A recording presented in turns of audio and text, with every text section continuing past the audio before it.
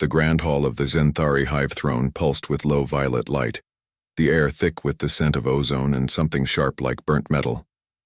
Queen Vela stood at the center, her obsidian armor cracked and scorched from battle her 6 limbs, trembling not from fear but from fury. Her eyes glowed like twin suns as she surveyed the trembling courtiers gathered before her. Someone tampered with my warplate. She hissed the word slithering through the chamber like venom. Who dared touch the Queen's sacred armor? No one answered. The silence stretched taut. Every Zenthari noble frozen in place, their chitinous shells clicking softly in nervous rhythm. They knew better than to approach the Queen's personal gear. Only the royal armorer had that honor, and he lay dead in the ruins of the Eastern Forge, his body crushed beneath fallen stone during the last skirmish with the Krell swarm. Yet Vela's armor had been repaired, not just patched, but enhanced, the fractures sealed with a strange silver alloy that hummed with unfamiliar energy. The joints moved smoother than before, the power core thrummed with twice the output, and worst of all, it bore no Zenthari markings, no royal sigil, no trace of their ancient craft. This was human work. She growled the word. Human, dripping with contempt. A murmur rippled through the crowd.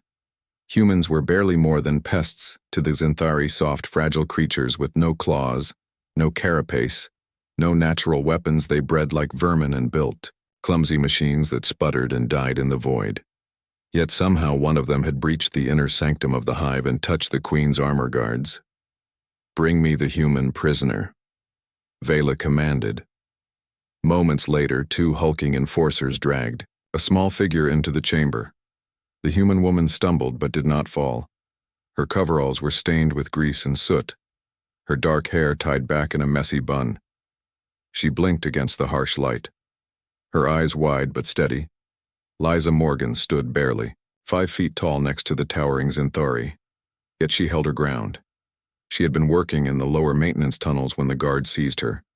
No warning, no explanation, just rough hands and sharp commands. "You," she breathed, staring up at the Queen. "You fixed my armor." Vela loomed over, her mandibles twitching in disbelief. "I did," Lisa said simply. The court erupted in gasps and hisses. How dare this soft thing admit such treason?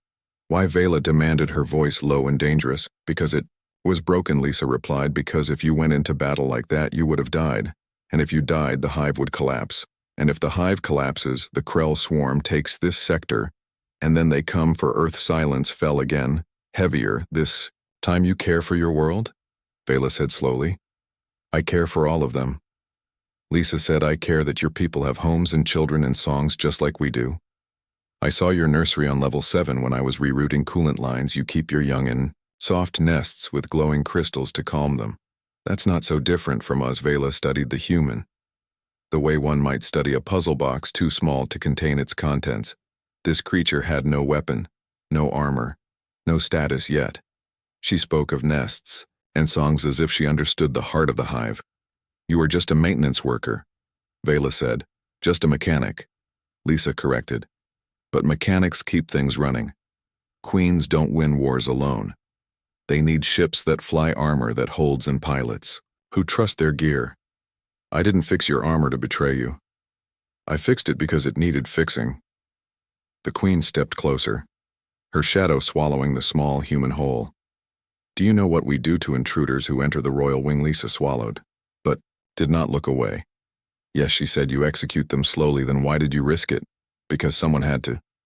Lisa said, "Your armorer is dead, your backup smith is injured, and your fleet launches in 6 hours. You can't fight the Krell in damaged armor. Not when they've upgraded their plasma lances." "I saw the sensor logs. I know what's coming." Vela's eyes narrowed. "You read our battle data. I maintain the data conduits," Lisa said. "I see everything that flows through the lower decks. I don't spy. I just notice things." A strange quiet settled over the hall. The Queen turned away, pacing slowly, her repaired armor gleaming under the violet lights. She stopped and tapped a claw against her chest plate.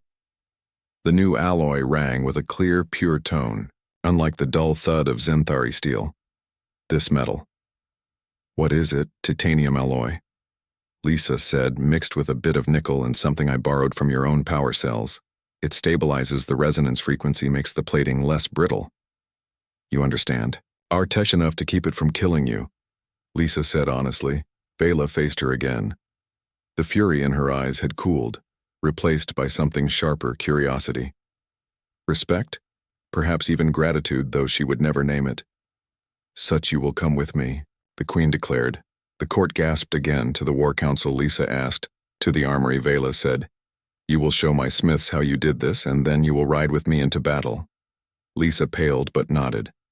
I don't have armor, you will wear mine, the Queen said, until we forge you one that fits. That night in the Royal Forge, Lisa worked beside the Xanthari smiths, not as a prisoner, but as a guest of honor. She showed them how to weave human alloys with Xanthari crystal matrices, how to balance flexibility with strength, how to let the armor breathe instead of just endure. The smiths watched in awe as her small hands moved with precision.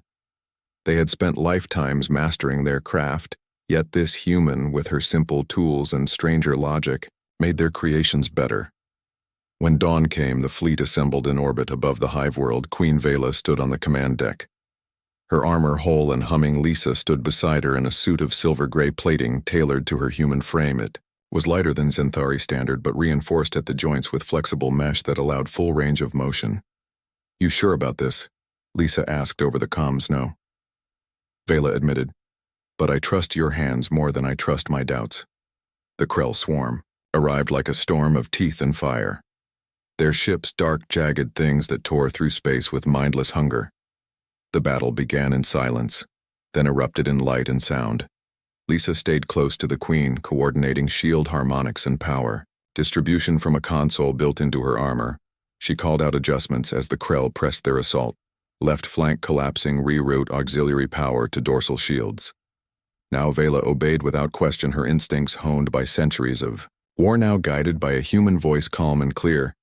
In the chaos, Lisa spotted a flaw in the Krell formation, a gap in their rear guard.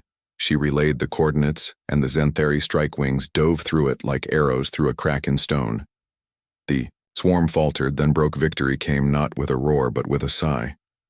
The last Krell ship exploded in a silent bloom of fire against the blackback on the hive world. The court gathered again, this time not in fear, but in wonder. Queen Vela stood before them, Lisa at her side. This human Lisa Morgan, she said, saved not just my life but the hive itself. She saw what we could not. That strength is not only in claws and carapace but in care, in craft, in the will to mend what is broken. Lisa shifted, uncomfortably under the weight of so many alien eyes. From this day forward, Vela continued, any human who comes to our world in peace will be honored as kin, and Lisa Morgan will be named Armorer of the Hive. Lisa's eyes widened. You can't be serious. I am always serious, the Queen said. Unless I am joking, and I do not joke about Armora. Ripple of laughter passed through the court, soft clicking sounds that Lisa now recognized as Xanthari. Amusement. Later that evening, Lisa sat alone on a high balcony, overlooking the city of spires and light, the twin moons casting silver paths across the towers below. Footsteps approached. Slow, deliberate. You did not ask for this, Vela said, joining her. Ask for what? To be one of us. I'm not one of you, Lisa said gently. I'm just a mechanic who saw a problem and fixed it. Perhaps, Vela said, perhaps that is what being one of us means. They sat in silence, watching the stars. After a while, Lisa spoke again. What happens now? Now, Vela said, we rebuild. We learn from each other, and when the next threat comes, we face it not as human or as Xanthari, but as allies. Lisa smiled. Small but real, I can work with that. And high above the hive world, the repaired armor of the Queen gleamed in the moonlight, a testament not to war, but to the quiet courage of a human woman who dared to care enough to fix what was broken. Seasons turned on the hive world, and the bond between human and Xanthari grew deeper than anyone had dreamed. Lisa Morgan no longer felt like an outsider. She walked the halls with ease, her silver-gray armor now etched with both human script and Xanthari glyphs, a symbol of unity worn proudly. Yet change always stirred fear in some hearts in the far southern hive. A group of traditionalists led by a former enforcer named Drax began to gather in secret. They whispered that the Queen had grown, soft that sharing knowledge with humans weakened the Zenthari spirit. They called Lisa the silent invader, the one who disarmed their pride with kindness. Lisa heard rumors but paid little mind. She was busy training a new class of hybrid engineers, young minds eager to blend human logic with Zenthari intuition. One of them was Kira, now confident and quick with tools, her hands steady where once they shook. Then came the day the power grid flickered. Not a full outage, but a strange ripple that passed through the lower sectors. Lisa felt it in her armor. First, a brief stutter in the energy flow. She traced it to a relay station near the old mining tunnels. What she found chilled her. Hidden beneath layers of dust and false panels was a device, humming with stolen Zenthari tech and human circuitry. It was designed to overload the Hive's core during the upcoming Unity Festival, when humans and Zenthari would gather in the Grand Plaza. This was no accident. It was a trap. She reported it at once to Queen Vela, who listened in grim silence. Drax Vela said his name like a curse. He was once loyal, but pride has poisoned him. We have to stop him before the festival. Lisa said if that device triggers during the ceremony, thousands could die. Vela agreed but warned we cannot act openly. Not yet. He has followers among the guards. If we move too soon, panic will spread. So Lisa did what she did best. She worked in the shadows. With Kira's help, she built a counter-pulse emitter small enough to hide in her palm. It would neutralize the sabotage device without alerting its maker. Son. The morning of the festival, the Hive buzzed with joy. Banners of woven light hung between spires. Music echoed from every corridor. Humans wore Zenthari sashes. Zenthari wore human pins. It was the largest gathering since first contact. Lisa moved through the crowd, her eyes scanning not for threats, but for signs of Drax's plan. She spotted two of his followers near the main power conduit, their postures too stiff, their eyes darting. She signaled Kira, who slipped away toward the relay station. Minutes later, a soft chime sounded in Lisa's earpiece. The counterpulse was active. The sabotage device was dead. But Drax was not done. Queen Vela stepped onto the central dais to speak. A blast rocked the eastern gate. Smoke and fire erupted not from a bomb but from a stolen scout skiff crashing through the barrier. Drax stood in the wreckage, his armor blackened, his eyes wild. "You have made us weak," he roared, pointing at Lisa. "The humans are not allies, they are conquerors in gentle disguise." The crowd fell silent, fear rippling through them. Lisa stepped forward alone. "I never asked to lead," she said. "I only asked to help. You changed us." "Drax Spatias," she said, "because change is not weakness, it is courage." Vela moved to stand beside her, not as a queen, but as a friend. "Drax, you were once honored in this hive." Vela said, "Lay down your arms and speak your fears. We will listen." But Drax would not be calmed. He activated a final failsafe, a sonic disruptor meant to shatter Zenthari crystals and rupture human eardrums alike before he could trigger it. Kira appeared from above, dropping from a maintenance gantry. She landed hard, but sure, and jammed a tool into the disruptor's core. Sparks flew. The device whined, then died. Drax snarled and lunged at Lisa. Vela intercepted him, claws flashing, but she did not kill him. She pinned him down with one limb and looked into his eyes. "You are afraid, Drax," she said. "So were we once, but fear does not protect the hive." Love does. Guards took Drax away, not to a cell, but to the healing chambers where elders would speak with him, not as a traitor, but as a lost brother. The festival resumed, quieter at first, then stronger as music returned and hands reached across species lines. That night, Lisa sat with Kira on the edge of the Royal Forge, watching the stars. "Do you think he will understand?" Kira asked. "In time," Lisa said. "Some wounds take longer to heal than others." Kira nodded, then smiled. "You know they are calling you something new now." "What?" "The Quiet Builder." Lisa laughed softly. "I like that." From the balcony above, Queen Vela watched them, her heart full. Not with power, but with hope. The next week, a message arrived from Earth, not from military command, but from a group of civilian scientists. They had heard stories of the hive world and wished to send more engineers, not for war, but for learning. Vela approved it at once. As the first transport ship landed, weeks later, Lisa stood at the gate to greet them. Not as a lone human among aliens, but as a leader of something new. A boy no older than 10 stepped off the ramp, his eyes wide. He clutched a small model of a Zenthari crystal in his hand. Is it true? He asked that you and the Queen built a world together. Lisa knelt to his level almost. We are still building it, she said. And you can help. The boy grinned, and behind him dozens more humans stepped forward, ready not to take, but to give in the distance. Vela approached her steps slow and sure. She placed a hand on Lisa's shoulder, and together they welcomed the newcomers. The hive was no longer just Zenthari or human. It was both and more, and high above the twin moons shone down on a future forged, not in fire but in trust, in small acts of courage, and in the quiet hands of those who choose to fix. Rather than break, Lisa looked up at the sky, and for the first time in years she did not feel alone. She felt home. Months had passed since Zorak's betrayal, and the hive world now thrived in ways no Zenthari elder could have imagined. Human engineers worked side by side with crystal smiths. Children of both species played in shared courtyards, and the once rigid lines between alien and human began to blur. Lisa Morgan walked through the central plaza, no longer just the Queen's armorer but a bridge between two worlds. Yet peace never lasted long in the outer Ramon evening as Lisa tested a new joint. Sealant in the forge, a priority alert flashed across every screen. The outer sensor net had detected a massive energy signature far beyond Krell territory. Something old, something silent, and vast. Queen Vela summoned the War Council at once, her voice calm but urgent. This is not a swarm, it is a single vessel, but its size rivals our entire fleet. Lisa studied the grainy image on the display.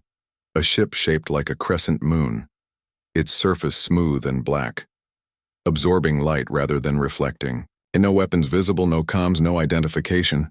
It is the Void Reaper, an elder whispered, his voice trembling. Vela stiffened. The Reaper was a legend, a ghost ship said to appear only when a civilization reached its peak, then vanished, taking everything. With it, some called it a weapon, others a judge. We do not know its purpose, Vela said. But we will not wait for it to choose ours. Prepare the fleet. Lisa stayed behind after the meeting. Her mind racing, she had seen something in the scan data. Others missed a faint harmonic echo in the ship's hull, similar to the resonance in Zenthari crystals but twisted colder. She ran simulations all night, comparing the echo to every known frequency in both human and Zenthari databases. Nothing matched until she tried one last idea. She fed the echo through a modified version of the armor stabilizer algorithm she had built weeks ago. The result shocked her. The Void Reaper was not a ship at all. It was a machine, a guardian left behind by an ancient race, long gone, and it was scanning the hive world not to destroy but to test. She rushed to the Queen's chamber. Breathless, "It is not here to fight," she said. "It is here to see if we are worthy." "Worthy of what? Of surviving," the elder said. "The Reaper only appears to species on the edge of unity. If they pass, it leaves. If they fail, it erases them." Vela turned to Lisa. "Your human mind sees patterns we miss. What do we do? We show it what we have built together." Lisa said, "Not weapons, not war, but cooperation. Against a machine that judges civilizations," Vela mused. "You want to show it? A shared forge in a schoolyard is." "Yes," Lisa said, "because that is what makes us strong. Not how hard we hit, but how well we health." The next day, instead of arming for battle, the hive opened. Its gates, human and Zenthari, stood together in the main courtyard, not in ranks but in circles, sharing tools, songs, and stories above them. The Void Reaper hovered silent, and immense Lisa stood at the center with Queen Vela and young Kira beside her. She activated a broadcast system linking every comm unit hive-wide. "This is who we are," she said in simple words. "We were enemies once. We feared each other. We fought. But then we chose to listen. We chose to learn. And now we build something new, together." She showed the Reaper live feeds from the joint workshops, the mixed classrooms, the medical bays where human doctors and Zenthari healers worked as one.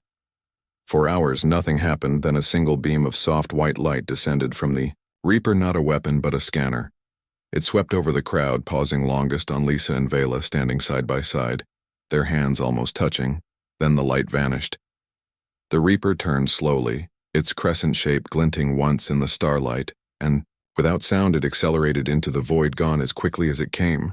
The hive held its breath. Then the sensors confirmed it. The ship had left the system entirely. "We passed," Lisa whispered. Vela placed a claw gently on her shoulder. You showed it the truth. In the days that followed, the hive celebrated not with war drums but with shared meals and new songs written in both languages. Lisa received a gift from the elders, a small crystal grown in the heart of the forge. It pulsed with the same rhythm, as her own heartbeat, a symbol of belonging. But Lisa knew peace was not the end. It was a beginning. One morning she stood before a new group of human arrivals, fresh from Earth, wide-eyed and nervous. She greeted them not in armor, but in simple coveralls. "Welcome," she said. "You are safe here." A young woman stepped forward. Her name was Maya. She clutched a toolkit like a lifeline. "Are they really friendly?" she asked. Lisa smiled. "Look around you." Maya saw Xanthari children showing human kids how to shape light crystals, human engineers teaching Xanthari how to weld with plasma torches, and in the distance Queen Vela, watching it all with quiet pride. "They are more than friendly," Lisa said. "They are family now." That evening, Lisa returned to the balcony. Vela joined her. "As always, do you ever miss your old life?" the Queen asked. "Sometimes," Lisa said. "But I have something better now." "What is that?" "A future worth building." Vela nodded, and for a long time they stood in silence, watching the twin moons rise over a world, no longer divided, far away in the deep black. The Void Reaper traveled onward, its mission complete. It had found a species not perfect but trying, and in the end that was enough. Back on the hive world, lights glowed in every window, not just for defense, but for hope, and in the heart of it all a human woman and an alien queen stood together, not as ruler and servant but as equals, as friends, as the first of something new, and the stars above seemed a little brighter for it. Weeks passed since the battle, and the hive world hummed with a new kind of energy. Not the sharp tension of war, but the steady rhythm of rebuilding. Lisa Morgan walked through the upper corridors, no longer flanked by guards but greeted with soft clicks and respectful bows from Xanthari workers. She still wore her silver-gray armor, though it now bore a small crystal insignia on the shoulder, the mark of the royal armorer. Queen Vela had kept her word and more. Every day Lisa worked alongside Xanthari smiths, not just repairing armor but redesigning entire systems. She showed them how human engineering valued simplicity and redundancy, while they taught her how their biocrystalline tech could heal minor fractures on its own. Together, they created something neither species could have built alone. Yet not all Xanthari welcomed this change. Elder Counselor Zorak watched from the shadows, his carapace dull with age. His eyes narrowed every time Lisa entered the forge. He saw her not as an ally but as a threat, a soft creature worming her way into the heart of their empire. One evening, as Lisa adjusted the harmonic stabilizer on a scout pilot's chest plate, Zorak approached, his voice dry as old stone. "You move freely among us, human, but do not mistake tolerance for trust." Lisa looked up, wiping grease from her brow. "I never asked for trust, just a chance to help or influence." Zorak hissed. "The Queen listens to you too closely. You whisper ideas into her mind like a parasite. Fix machines, not minds," Lisa said calmly. "We shall see." He turned and vanished into the corridor, his tail flicking like a warning. The next morning alarms blared through the hive, a deep, resonant tone that meant internal breach. Lisa was summoned too. The royal chamber at once. Queen Vela stood before a shattered console, sparks dancing across the floor, her face tight with anger. Someone sabotaged the central power regulator. It nearly overloaded during the morning shift. "Who would do that?" Lisa asked. Vela's gaze was heavy. "I do not know, but the damage was done with human tools." Lisa's stomach dropped. She recognized the wrench marks on the broken housing. They matched the set issued to maintenance crews like her. Zorak appeared in the doorway, his expression smug. "The evidence is clear," he said. "The human armorer has turned against us." "That's not true," Lisa said sharply. "I was in the forge all night, working on the new shield arrays." "Ask the Smiths, they are loyal to you now." Zorak sneered. "Their words mean nothing." Vela raised a claw for silence, then turned to Lisa. "Look at Melissa," met her eyes without flinching. "I believe you," Vela said, "but belief is not proof." "Find who did this or your place here." Lisa nodded and left the chamber. Her mind racing. She knew little about Xanthari politics, but she knew machines, and machines always left traces. She returned to the sabotage site and knelt by the wreckage, ignoring the stares of passing guards with careful fingers. She traced the cut wires and twisted circuits. Then she saw it, a tiny fleck of blue paint caught in the housing human paint, but not from her kits. She remembered seeing that same shade on a crate in the lower storage bay, marked for decommissioned human tech, the kind brought in after first contact decades ago. Following the trail, she descended into the underlevels, the part of the hive rarely visited by nobles. The air grew damp and stale. The lights flickered weakly. Here the walls were rough stone, not polished. Crystal and the few Zenthari she passed looked thin and wary. In a dim corner behind stacked crates, she found a hidden workshop tool scattered, a half-built device humming softly on the table, and standing over it was a young Zenthari female, her carapace pale with stress, her limbs trembling. Ulisa said softly. The girl spun around, eyes wide with fear. I did not mean for anyone to get hurt, she whispered. Who are you? My name is Kira. I was an apprentice to the old armorer when he died. Zorak took his place, but he hates humans. He said they are weak. He wanted to prove you would betray us, so he made me do it. Lisa's heart ached. This was no traitor, just a scared girl caught in a cruel game. Where is Zorak now? Preparing for the council vote. He plans to use this to strip the Queen of power and exile all humans. Lisa helped Kira gather the evidence, the fake tools, the hidden logs, the recordings of Zorak's orders. Then they raced back to the upper hive. They arrived just as the council convened in the grand hall. Zorak stood before the throne, his voice booming. The human has shown her true nature. She must be cast out before she poisons our queen further. Vela sat rigid, her claws clenched, but before she could speak, Lisa stepped forward. Wait, she called, holding up the data crystal. I have proof. Zorak snarled, that is a trick. Kira stepped beside Lisa, her voice shaking but clear. I helped him sabotage the regulator. He forced me, he said if I refused, he would send my family to the mines. Gasps filled the hall. Zorak lunged, but royal guards pinned him down. Vela rose slowly, her eyes burning with cold fire. You would betray your own hive for pride, she said to Zorak. You are no elder. You are a coward. Zorak was stripped of rank and imprisoned that day, and Kira was given a place in the royal forge under Lisa's guidance. After the chaos settled, Vela found Lisa on the same balcony as before. You keep saving us, Lisa said with a tired smile. No. Vela replied, you keep showing us how to save ourselves. From then on, the alliance deepened. Human engineers arrived in small numbers, not as prisoners or guests, but as partners.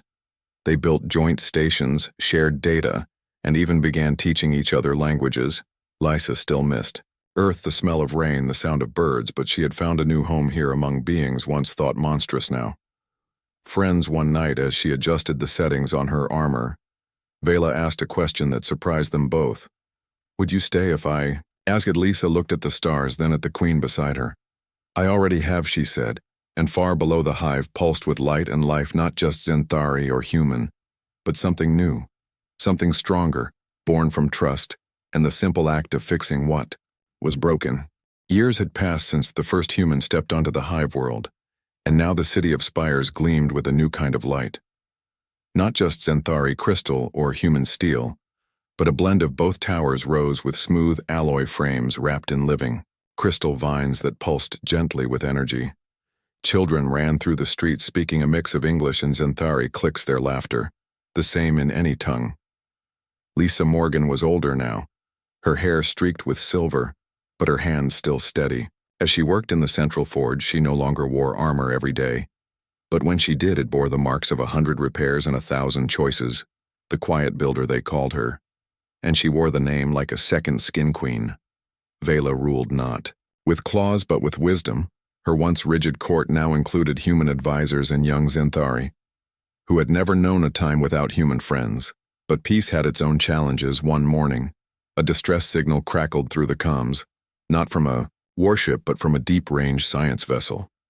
Human flagged but Zenthari crewed, it had vanished near the edge of known space, and now its beacon flickered weakly from a dead zone. Long thought empty, Vela summoned Lisa at once. It is the Aurora Project, she said. The ship carries our best minds, human and Zenthari, both studying ancient ruins beyond the Krell. Border. Lisa studied the signal pattern. It was faint but familiar. They found something, She said something that does not want to be found. The Queen agreed, and within hours a rescue ship was ready. Lisa insisted on going despite her age. I built that ship's core systems. She said, if it is broken, I can fix it. Vela did not argue. She knew better than anyone that Lisa's place was not behind walls but in the thick of things. The journey took 3 days through silent space. The rescue vessel, swift and strong, a product of joint design. When they reached the dead zone, they found the Aurora adrift, its hull intact, but all power gone. No response. To Hales, Lisa suited up and led the boarding team inside. The ship was cold dark but strangely undamaged. Consoles, powered down tools, neatly stored, as if the crew had simply walked away. Then she saw it in the main lab, a sphere floating in the center of the room made of shifting light, neither solid nor gas. It pulsed slowly like a sleeping heart as Lisa approached it, reacted not with threat but with curiosity. Tendrils of soft light reached toward her. "It is not a weapon," she whispered, "it is alive." Suddenly, memories flooded her mind, not her own but fragments of the crew's last moments. They had activated the sphere, trying to communicate with it. But its energy field disrupted neural patterns, not to harm, but to understand. The crew was not gone. They were inside the sphere, held in a kind of stasis, their minds linked to its core. "We have to wake them," Lisa said. But not by force. Back on the rescue ship, she worked through the night, designing a harmonic bridge, a device that would match the sphere's frequency and gently separate the minds from its field. Kira, now a lead engineer, helped her every step. "You still think like a mechanic," Kira said, smiling. "Always," Lisa replied. At dawn, they returned to the Aurora. Lisa activated the bridge and stepped toward the sphere again. This time she spoke not with words but with feeling, with care, with the same patience she used to fix a broken gear or calm a frightened child. The light softened, the sphere dimmed, and one by one the crew emerged, dazed, but unharmed, their eyes full of wonder. They had not been trapped, they had been learning. The sphere was a remnant of the same ancient race that built the Void Reaper. A teacher, not a weapon, back on the hive world. The crew's report changed everything. The ancient race had left behind not just judges but libraries of knowledge hidden in energy forms only a united species could access. Vela stood before the council, her voice strong. "This is why we chose unity," she said, "not for war, not for power, but for this, for the chance to grow beyond what either of us could be alone." In the weeks that followed, the sphere was moved to a new research sanctuary built half in human steel, half in Xanthari crystal. Lisa oversaw its installation, her hands guiding every connection. One evening, as she adjusted the final harmonic stabilizer, a small hand tugged her sleeve. It was the boy from the first transport years ago, now a young man studying engineering. "Can I help?" he asked. Lisa smiled and handed him a tool. "Start with the left coupling," she said. "And remember, it is not about force, it is about listening." He nodded and got to work. From the doorway, Queen Vela watched them, the old human and the young one passing knowledge hand to hand. Later she joined Lisa on the observation deck. "You have given us more than armor," Vela said. "You gave us a future." Lisa looked out at the city below, lights glowing in every window, human and Xanthari side by side. "I just fixed what was broken," she said softly. "But you saw. It could be more than fixed. You saw it could be beautiful." They stood in silence as the twin moons rose, casting silver paths across the spires, far away. The sphere pulsed gently, its light joining the stars, and in that moment, Lisa knew her work was not done, but it was no longer hers alone. It belonged to everyone who chose to build instead of break, to listen instead of fear. The quiet builder had become a seed, and from her small act of courage, an entire world had grown, and it would keep growing. Long after she was gone, not in monuments or songs, but in every shared tool, every mixed classroom, every hand that reached across the old divide and found not an enemy but a friend. The stars watched, and for once they did not seem so far away.